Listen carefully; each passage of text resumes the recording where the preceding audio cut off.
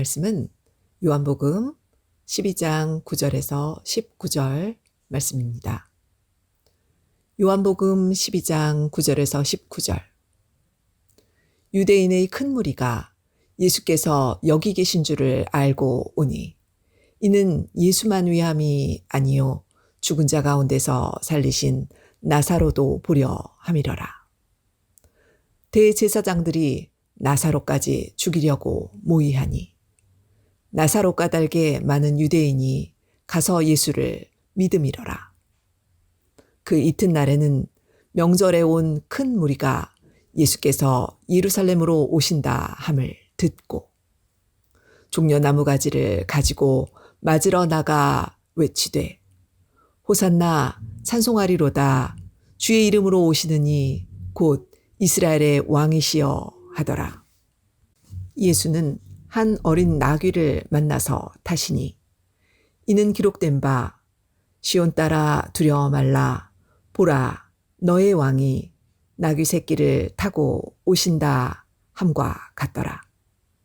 제자들은 처음에 이 일을 깨닫지 못하였다가 예수께서 영광을 얻으신 후에야 이것이 예수께 대하여 기록된 것임과 사람들이 예수께 이같이 한 것인 줄 생각났더라.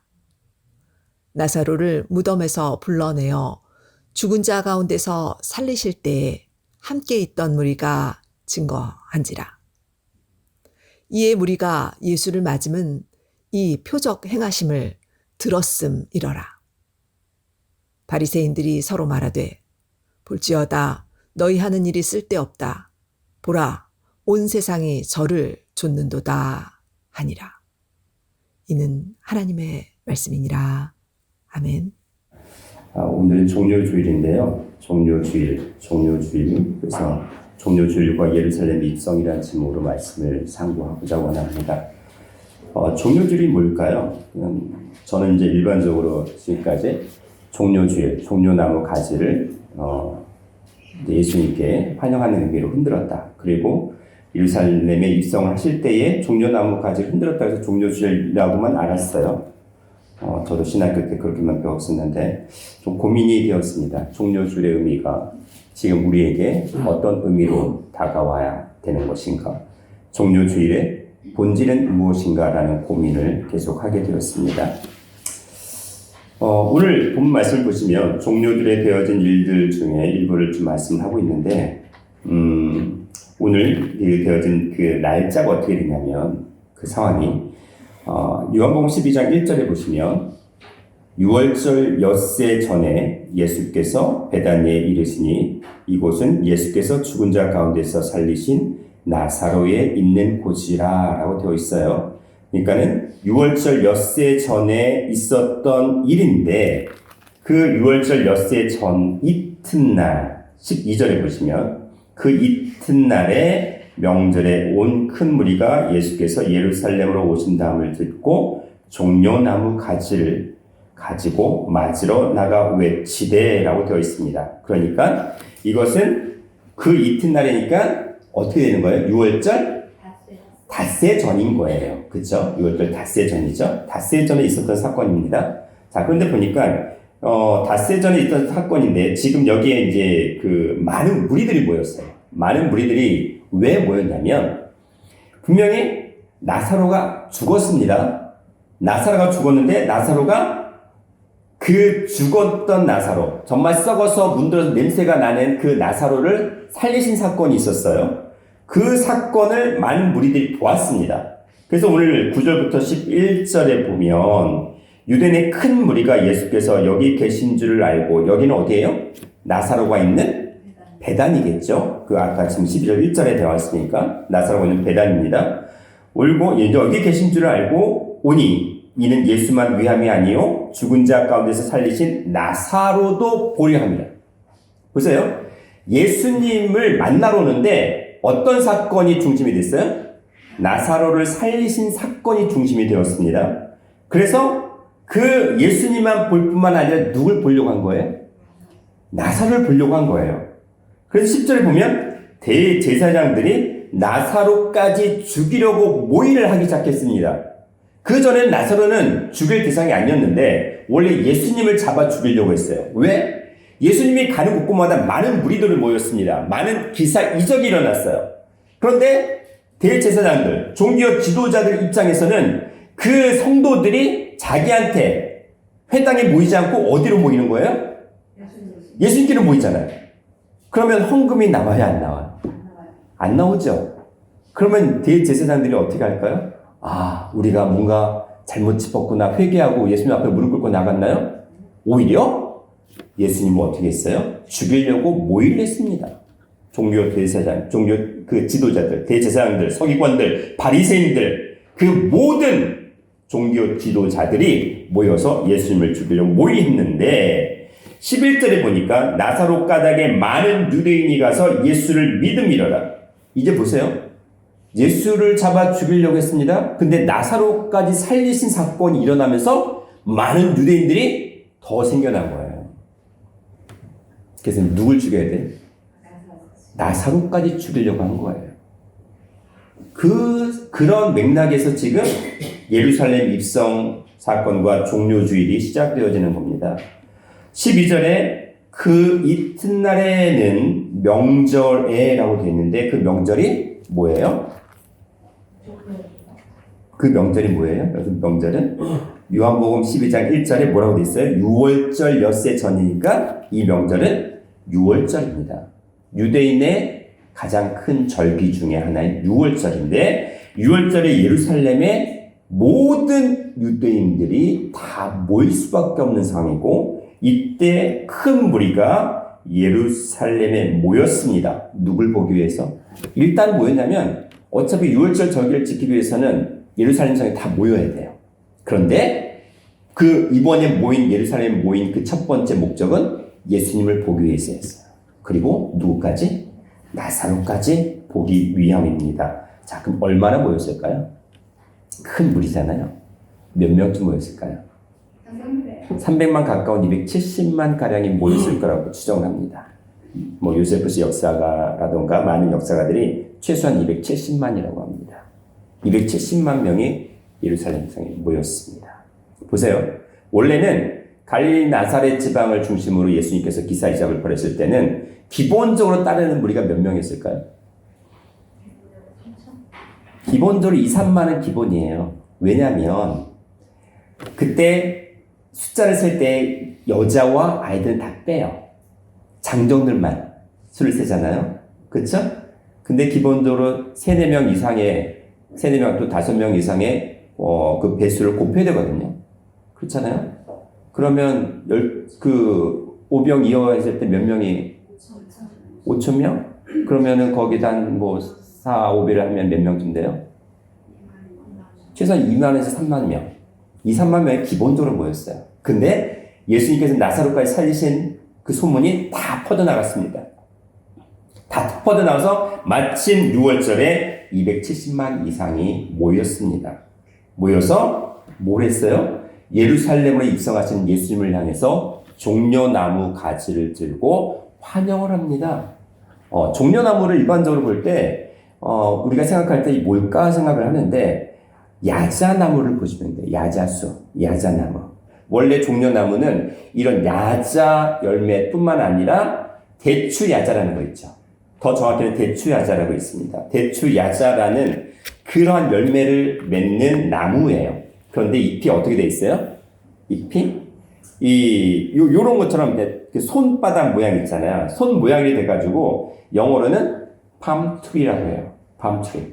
그러니까는 손바닥 나무라는 얘기예요. 직역을 하자면 손바닥 모양의 잎을 가진 그런 나무. 그래서 palm-tree라고 보통 일반적으로 칭합니다. 그래서 어디에서 이걸 우리가 알 수 있냐면 프랑스의 어떤 칸이라는 동네가 있습니다. 칸이 뭐로 유명하죠? 영화제로 유명하죠. 근데 거기에 가장 큰 최고의 상이 뭐예요? 황금 종려상. 왜 그러냐면 그 프랑스의 칸이라는 곳 동네 자체가 종려나무가 아주 무지일수로 있습니다. 동네 어딜 가든 간에 볼 수 있는 대표적인 칸을 상징하는 대표적인 나무가 종려나무예요. 그래서 황금 종려상이 최고의 상입니다.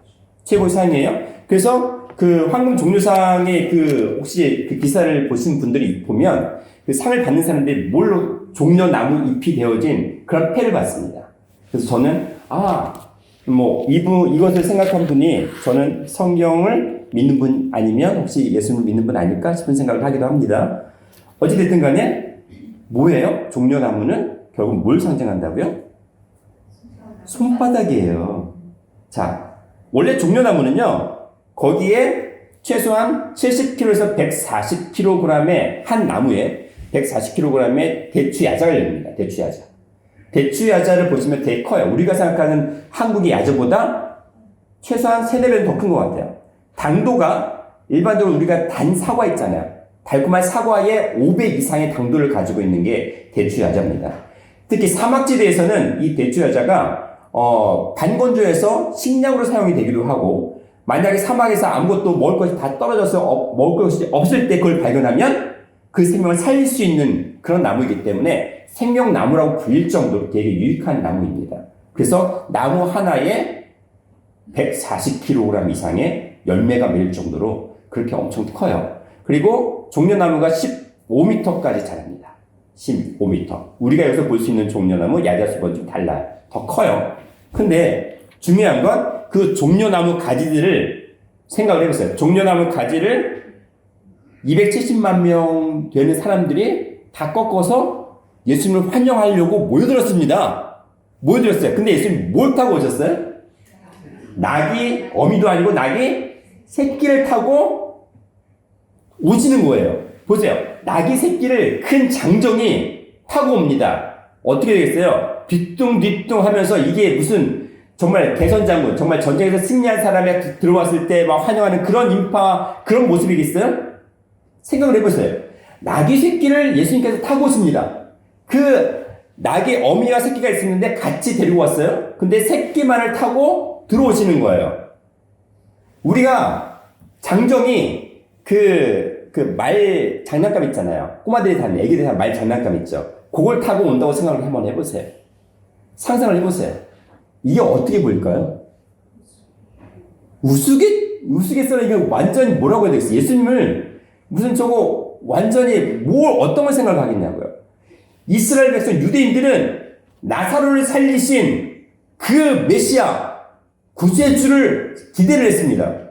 로마의 속박에서 유대인을 구원하고 싶은 그러한 유대인의 왕으로, 새로운 왕으로를 기대하고 그 예수를 맞으러 갔어요. 근데 예수님이 낙이 새끼를 타고 뒤뚱뒤뚱 하면서 오는 거예요. 쓰러질도 모르게. 그 모습이 어떻겠냐고요. 환영인파가 많이 몰렸는데 그 환영인파들은 어떤 심정으로 예수님을 맞으러 갔을까요? 어떤 심정으로 예수님을 종려나무 가지 잎을 그 가지를 흔들면서 뭐 하는 거예요? 박수를 친 거 아니에요? 손바닥이잖아요. 박수를 치면서 환영하는 걸 갖다가 뭘 든 거예요? 종려나무 가지, 큰 손바닥을 가지고 환영 인사를 하러 온 거예요. 그 유대인의 새로운 왕으로 모시기 위해서 간 거예요. 근데 예수님이 나귀 새끼를 타고 뒤뚱뒤뚱 하면서 들어오십니다. 그때 유대인들의 심정은 어떠실까요? 배신감을 느끼지 않았을까요? 와, 이제는 우리가 로마의 속박에 벗어나서 정말 새로운 이스라엘 국가를 다시 한번 독립을 할 수 있다는 그런 마음을 가지고 왔는데 그 예수님의 꼴을 보고 유대인들은 무엇을 생각을 했을까요?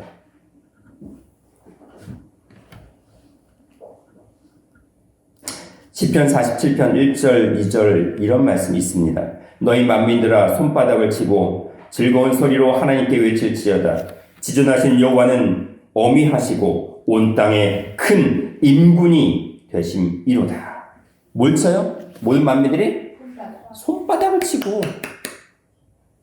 원래는 이런 심정이 맞아야 돼요.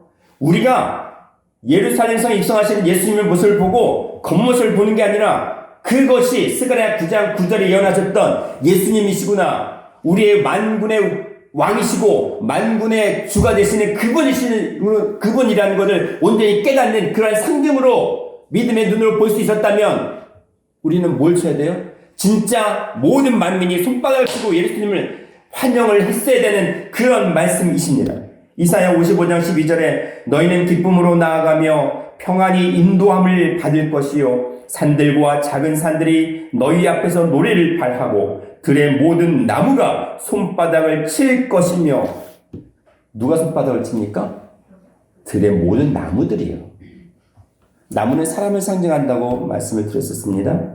모든 백성들이, 하나님의 택하신 백성들이 손바닥을 치며 하나님을 환영하는 그러한 예루살렘 입성이 되어야 했습니다.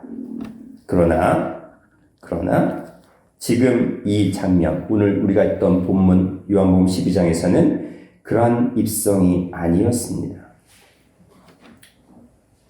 예수님께서 예루살렘에 7번째 입성하는 장면이 오늘 장면이에요. 원래 예루살렘에는 총 예수님께서 태어나 이 땅에 오셔서 그 공생의 마지막까지 몇 번을 입성하셨냐면 총 7번을 입성하셨습니다. 오늘이 마지막 7번째 예루살렘에 입성하는 날입니다.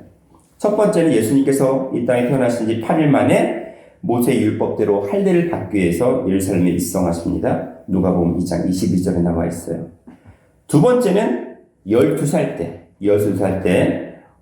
예루살렘에 입성을 했는데 회당에 들어가서 말씀을 논하고 있었던 장면이 나오고, 부모들은 예수님을 어떻게 했어요? 예수님이 온 줄 알았더니 딱 보니까 없어요. 그리고 3일 동안 예루살렘에 머무시게 된 상황이 있었습니다. 그것이 바로 12살 때예요.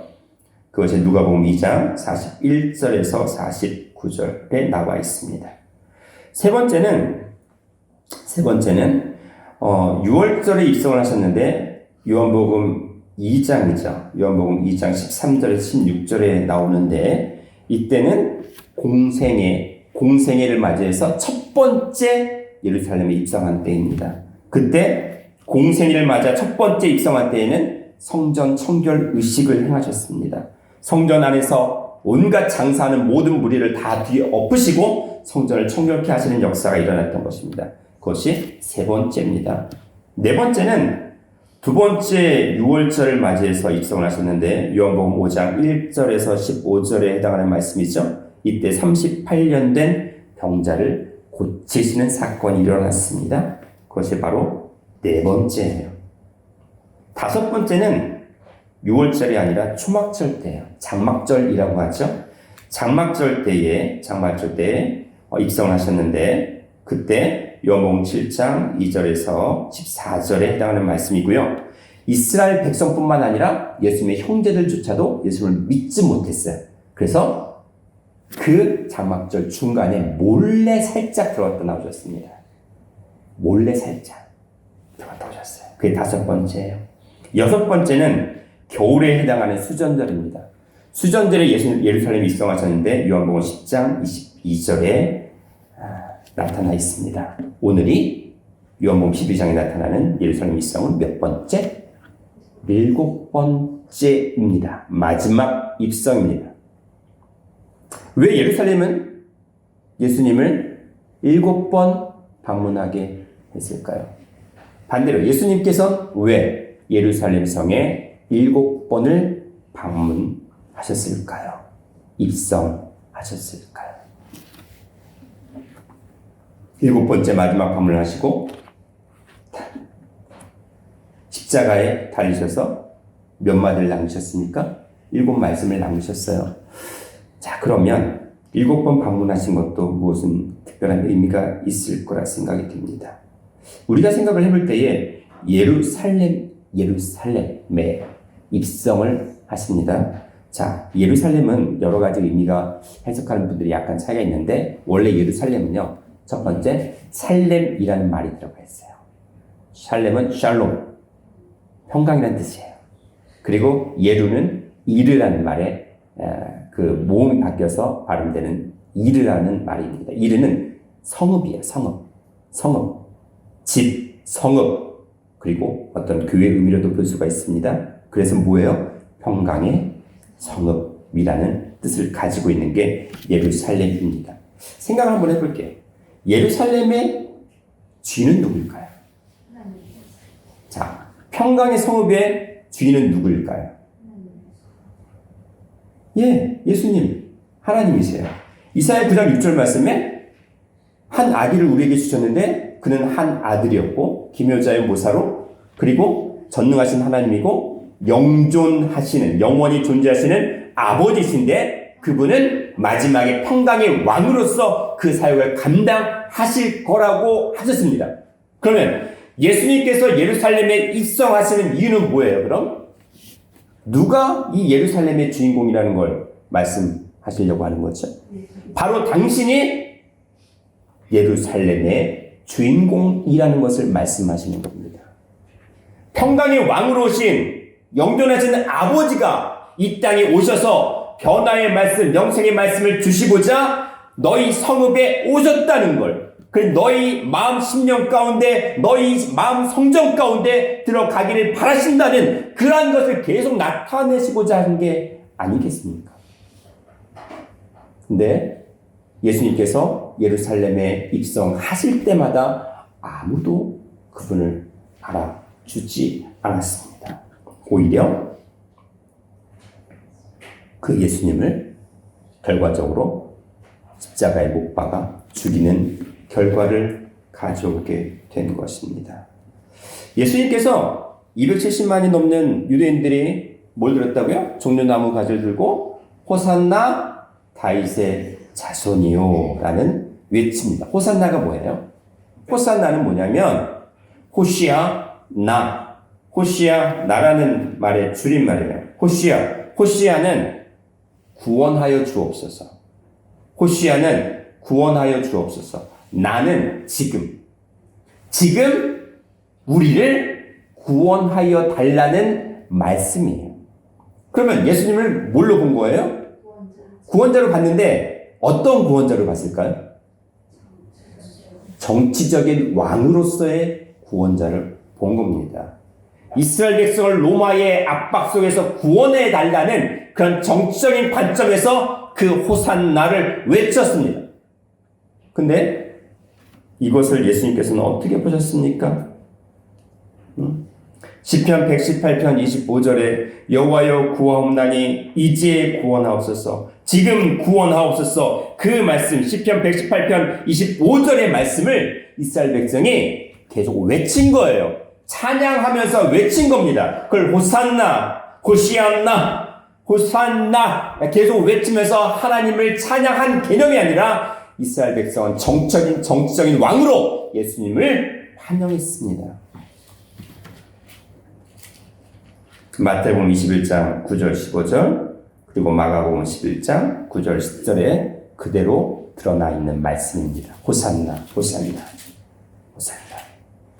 그러나 예수님은 종료주일을 기점으로 해서 고난주간을 보내시면서 결국 잡히시고 어떻게 되었습니까? 온갖 모진 고통과 고난을 당하게 되십니다. 이스라엘 백성이 뭘 생각을 했을까요? 분명히 정치적인 메시아로 생각을 했는데 이스라엘 백성이 그 기대에 예수님은 미쳤어요? 못 미쳤어요? 못 미쳤어요. 무엇부터? 입성하는 날 나귀 새끼를 타고 들어왔어요.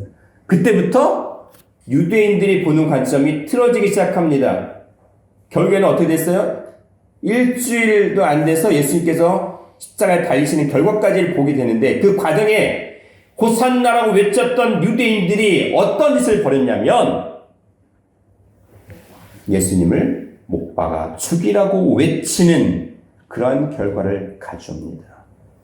저를 십자가에 못 박아 죽이소서, 십자가에 못 박으소서, 침을 뱉고 머리를 때리고 손바닥을 그 얼굴에 면전을 때리고 별의별 짓을 다 하는 자들이 누구였냐면 호산나라고 외쳤던 그 유대인들이었습니다. 예수님께서 그 모습을 보시고 이스라엘 백성이 호산나 외치며 환영했던 것을 어떻게 받아들이셨을까요? 이미 그 모습을 다 보셨어요. 앞으로 5일 이후에 이들이 어떻게 나를 대하고 십자가에 못 박아 죽이라고 외쳤던 그 모습을 지금 호산나 외치며 종려나무 가지를 흔들며 그렇게 외치는 그 유대인들의 모습 속에서 나를 핍박하고 죽이라는 그 모습을 다 들은 겁니다. 예루살렘의 평강의 성읍, 평강의 왕이 입성하시는 예루살렘 성이 될 수 있었을까요? 그런 상황이 아니었어요. 평강의 왕이신 예수님께서, 아버지께서 그들 마음 심령 가운데 들어갈 수 있는 공간이 없었습니다. 내 말이 너희 속에 구할 것이 없으므로 나를 죽이라는도다. 스가랴 9장 9절의 말씀을 보지 못하고 느끼지도 못하고 고민하지도 못했습니다. 스가랴 9장 9절에 이런 말씀이 예언되어 있어요. 시온에 따라 크게 기뻐할지어다. 예루살렘에 따라 즐거이 부를지어다. 보라, 내 왕이, 각자 너희의 왕이 내게, 각자 너에게 이 말이니 그는 공의로우시며 구원을 베풀며 겸손하여서 나귀를 타나니 나귀의 작은 것 곧 나귀 새끼니라. 메시아 대신 구세주가 우리를 인류의 죄악의 그 모든 구렁텅이에서 우리를 살리시는 그 하나님 아버지께서 작은 나귀 새끼를 타고 오실 것이라고 예언을 하셨어요. 그것을 바로 왕이라고 했습니다. 각자 누구의 왕? 너의 왕, 각자 나의 왕, 그리고 각자 너에게, 각자 나에게 임하나니라고 되어 있습니다. 임한다는 말이 히브리어로 보라고 하는데 이건 들어간다는 거예요. go into 한다는 거예요. 들어간다는 겁니다. 각자 나의 왕, 평강의 왕이신 하나님께서 내 마음 심령 가운데 들어가진다는 거예요. 근데 이때 모였던 유대인들은 평강의 왕이신 영원하신 아버지의 말씀이 그들 심령 속에 들어가지 못했습니다. 오히려 그렇게 환영했던 인파들이 오히려 예수님을 십자가에 못 박아 죽이라고 외치는 그러한 적그리스도로 바뀌었던 겁니다. 예수님을 비방하고 때렸던 그러한 손바닥으로 변질이 되어버렸습니다. 마태복음 26장 5절, 9절, 59절 말씀 보시면 예수를 죽이려고 그를 칠 거짓 증거를 찾으며 누가 찾았냐면 대제사장들과 온 공회가 종교 지도자들이 이스라엘 백성을 이끌어가는 모든 대표적인 지도자, 종교 지도자들이 예수님을 치기 위해서, 예수님을 죽이기 위해서 거짓 증거를 찾았습니다. 그리고 돈을 주고, 유대인들에게 돈을 주고 그대 거짓말로 증언하라고 외쳤습니다. 그렇게 모의를 했습니다. 마태복음 26장 67절과 68절에 이에 예수의 얼굴에 침을 뱉으며 주먹으로 치고 혹은 손바닥으로 때리며 가로되 그리스도야 우리에게 선지자 노릇을 하라. 너를 친 자가 누구냐 하더라. 예수님을 환영했던 그 손바닥이, 그 손이 뭘 했어요? 5일 후에, 5일이 지나자 어떻게 바뀌었습니까? 예수의 얼굴에 침을 뱉었습니다. 주먹으로 쳤어요. 또는 손바닥으로 때리면서 어떻게 했어요? 누가 쳤니? 맞춰봐. 왜? 눈을 가렸거든요. 넌 선지자 노릇 한번 해봐. 이렇게 변절이 됐어요. 그 모습을 보신 겁니다. 마가복음 14장 65절에 혹은 그에게 침을 뱉으며 그의 얼굴을 가리우며 주먹으로 치며 가로되 선지자 노릇을 하라 하고 하속들은 손바닥으로 치더라. 여기서 하속들은요, 그 종교 지도자들의 하인들의 무리예요. 하인들이에요. 하인들까지도 예수님을 손바닥으로 치고 침을 뱉으며, 침을 어떻게 뱉었을까요? 그냥 침을 태 뱉었을까요? 가르침을 뱉었어요. 원어적으로 가르침이 속으로 다 끌어올려서 예수님께 가르침을 뱉으며 저주를 퍼부었습니다. 요한복음 19장 2절 3절은 이렇게 말씀합니다. 이건 군병들입니다. 군병들이 가로되 가시로 면류관을 엮어 그의 머리에 씌우고 자색옷을 입히고 앞에 와서 가로되 유대인의 왕이여 평안할지어다 하면서 손바닥으로 때렸습니다. 예수님을 환영했던 그 손바닥은 지금 예수님을 비방하고 그리고 예수님을 어떻게 했습니까? 완전히 모욕하는 손바닥으로 변질되었습니다. 우리는 어떨까요? 우리는 예수님을 믿을 때 처음에 구원의 기쁨을 통해서 예수님을 환영하고 예수님을 찬양했던 그런 손바닥을 분명히 가지고 있었을 겁니다. 그런 심령을 가지고 있었을 겁니다. 그러나 우한, 환란이, 고난이 닥칠 때마다 우리의 손바닥은 예수님을 향해서 어떻게 했을까요? 종려나무, 종려주일을 생각할 때에 우리는요, 지금 종려주일이 아니라 내 삶 속에 신령한 종려주일이 어땠는지를 다시 한번 돌아봐야 할 때인 것 같습니다.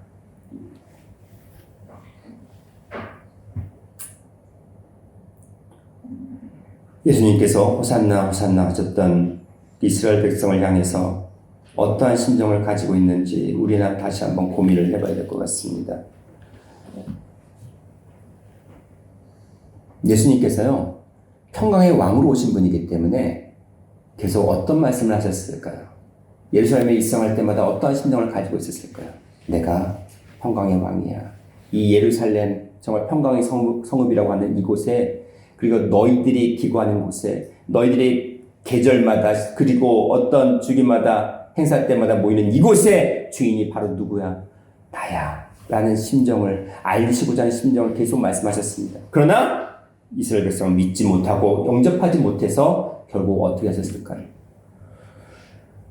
그것을 예루살렘에서 다시 한번 이루시고자 하십니다. 신령한 예루살렘이 되기를 원하시고자 원합니다. 그래서 예수님께서 부활하실 때에, 부활하시고 나서 또 무엇을 외치시냐면 평강을 외치십니다. 평화를 외치십니다. 왜?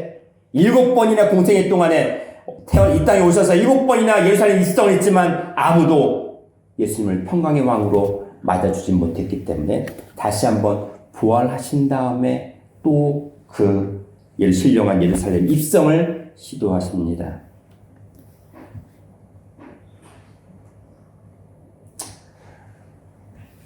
누가복음 24장 36절에 예수께서 친히 그 가운데 서서 가라사대 너희에게 평강이 있을지어다 하시니, 예수께서 부활하신 다음에 12 제자들과 그 무리들이 집안에 모였습니다. 모든 문을 닫았어요. 창을 다 닫았어요. 근데 예수님께서 그 가운데 갑자기 나타나셨습니다. 그리고 너희에게 무엇이 있을지어다? 평강이 있을지어다. 요한복음 20장 19절과 21절과 26절에 이날 곧 안식 후 첫날 저녁 때에 제자들이 유대인들을 두려워하여 모인 곳의 문들을 닫았더니 예수께서 오사 가운데 서서 가르사대 너희에게 평강이 있을지어다. 21절도 너희에게 평강이 있을지어다. 26절에도 너희에게 평강이 있을지어다.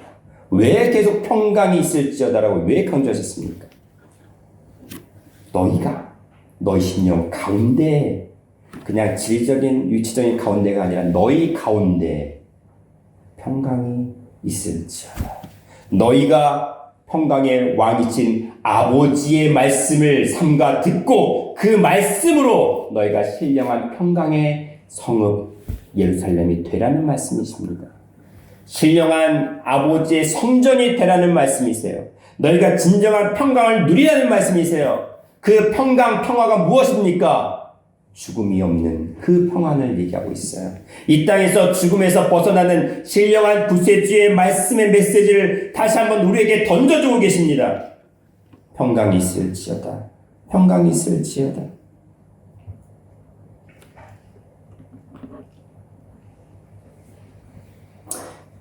시편 29편 11절에 예수님께서는 우리에게 평강의 복을 주신다고 하셨습니다.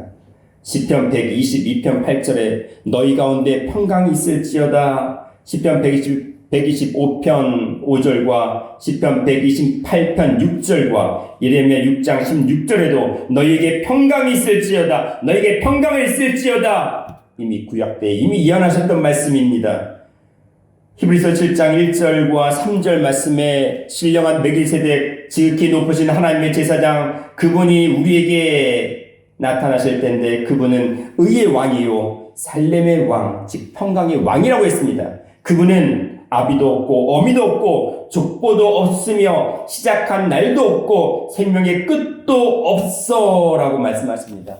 뭐예요? 시작도 끝이 없다는 겁니다. 영원하신 분이라는 겁니다. 그 영원하신 멜기세덱이 누구냐? 평강의 왕이라고 히브리서 7장 1절과 3절에서 말씀을 계속하고 계십니다.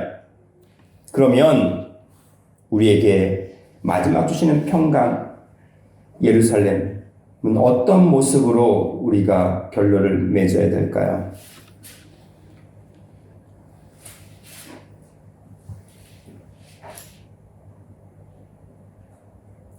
요한계시록 21장 9절 10절 말씀 보시면 가로되 이리오라 내가 신부 곧 어린 양의 아내를 내게 보이리라 하고 성령으로 나를 데리고 크고 높은 산으로 올라가 하나님께로부터 하늘에서 내려오는 거룩한 성 예루살렘을 보이셨다고 되어 있습니다. 보세요. 예수님께서 부활하신 다음에 너에게 평강이 있을지어다 너에게 평강이 있을지어다로 계속 불어넣었습니다. 이스라엘 백성에게 또 제자들에게 계속 불어넣었습니다. 평강이 있을지어다 평강이 있을지어다. 어디에? 너희 가운데예요. 가운데. 우리 에덴 동산 심령 가운데 뭐가 있었어요? 생명나무가 있는 것처럼 너희 심령 마음 가운데 평강이 있어야만 된다고 말씀하시면서 요한계시록 21장에 하나님의 신부 어린 양의 아내를 보여주실 것인데 그 모습이 뭐라고요? 하나님께로부터 하늘에서 내려오는 뭐예요? 거룩한 성 예루살렘이라고 되어 있어요. 뭐냐면 너희 마음 가운데 평강의 왕 영존하신 아버지의 말씀 너희 심령 가운데 들어가 있으면 너희가 신령한 하늘의 예루살렘인데 그 신령한 하늘의 예루살렘이 되면 우리는 뭐가 된다? 하나님의 신부 재림 주신 어린 양의 아내가 된다는 말씀이십니다.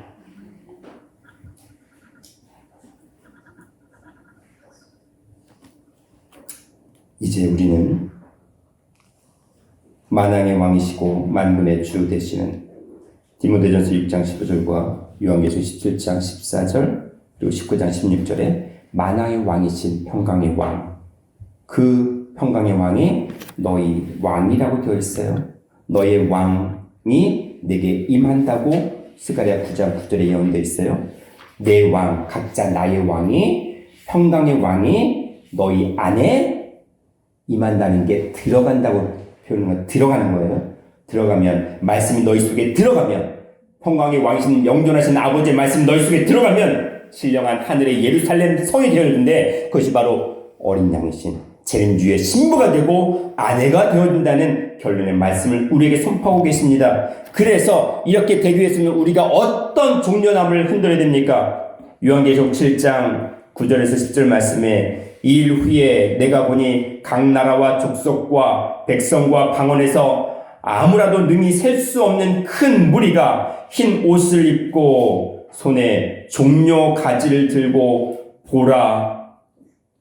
보좌 앞과 어린 양 앞에 서서 큰 소리로 외쳐 가로되 구원하심이 보좌에 앉으신 우리 하나님과 어린 양에게 있도다 라고 되어 있습니다.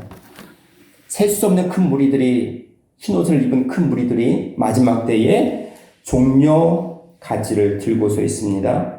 근데 흰옷을 입은 무리예요. 그들은 말씀으로 성결케 되어진 흰옷을 입은 큰 무리들이 하나님 앞에서 구원하심이 아버지에게 재림 주신 어린 양에게 있도다 하면서 종려 가지를 흔들었습니다. 왜? 마지막 때 이 땅에서 7번의 예루살렘 입성 동안에 그 평강의 왕이 너희 속에 들어가길 바라시는 예루살렘 입성이 이루어지지 않았기 때문에 마지막 때에 이 말씀을 다시 예언하신 거예요. 이 말씀이 각자 나에게 임하기를 바라시면서 다시 한번 말씀을 하시는 겁니다. 왜냐하면 데살로니가전서 5장 23절에 친히 너희로 온전히 거룩하게 하시고 또 너희의 온 영과 혼과 몸이 우리 주 예수 그리스도 강림하실 때에 흠없이 보존되길 원하노라. 누가? 평강의 왕이, 평강의 하나님이 너에게 임하실 때에 너희 영과 혼과 육이 흠없이 보존되길 바란대요. 왜? 영혼 육이 완전히 변화받아서 영원히 살 수 있는 존재가 되어지는데 그 주인공이 바로 평강의 왕이신 하나님이에요. 평강의 하나님이에요. 우리 심령 가운데 신령한 예루살렘 입성은 바로 평강의 왕이신 아버지의 말씀이 우리 가운데 임할 때에 이루어질 수 있다는 겁니다. 신령한 변화가 말씀이 우리 속에 임할 때에 이루어질 수 있다는 겁니다. 모든 성도들이 이제는 신령한 하늘의 새 예루살렘이 되어서 아버지의 말씀이 평강의 왕이신 아버지가 내 안에 임하는 그러한 신령한 입성이 예루살렘이 되어지는 그런 축복을 받아 누리시기를 주님의 이름으로 축원하겠습니다. 기도합니다. 사랑과 내가 충만하신 하나님 아버지, 이제는 우리 심령들이 신령한 종려나무가 되어서 평강의 왕이신 아버지를 우리가 온전히 모셔드리고 그의 말씀이 우리 심령 가운데에 온전히 심겨짐으로 말미암아 신령한 생명나무가 되어지고 평강의 왕이신 아버지가 우리 심령 가운데에 다시 들어오실 때에 우리가 신령한 하나님의 신부가 되어지며 어린 양이신 그 재림주의 온전한 아내가 될 수 있도록 붙잡아 주시옵소서. 이제는 우리가 각자 신령한 새 예루살렘이 되므로 하나님께 신령한 종려나무 가지를 흔들어 드리는 그러한 찬양과 영광의 삶이 되게 하여 주시옵소서. 감사드렸고 사랑과 은혜가 충만하신 예수님 이름 받들어 기도드리옵나이다. 아멘. 감사합니다. 하나님께 영광 받습니다. 감사합니다.